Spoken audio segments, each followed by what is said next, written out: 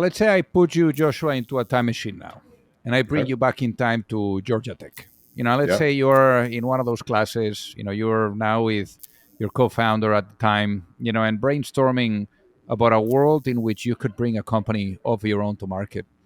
And let's say you're able to show up right there on the spot, and you're able to have a chat with the two of you, and you're able to give a piece of advice before launching a business. What would that be, and why, given what you know now? It's hard to distill it down into one.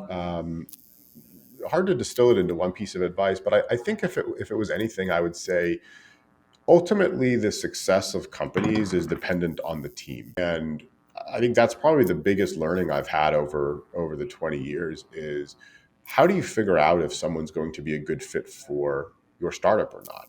And over the different time periods and different phases of growth, you have different needs, but really trying to distill down what does good look like in this role? Is this a 0 to 1 role? Is this a high growth role? Is this someone who's coming to build out the team?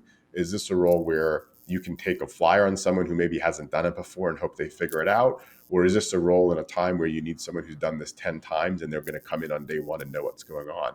And that's probably the biggest mistake that I've made. And the biggest mistake I see other founders make is not getting the right people on the bus at the right time. And it costs you not only a lot of money, but it costs you a lot of opportunity because you're foregoing that growth that you could have had. And in most businesses like ours, it compounds over time. And so you miss a quarter or two. It's not just that you missed a quarter or two, you missed the compounding effect of that quarter or two until you sell the company, which could be a decade later. So it turns out it's not just 1 or 2 quarters of miss, it could be 40 quarters of miss. Fully agree on that.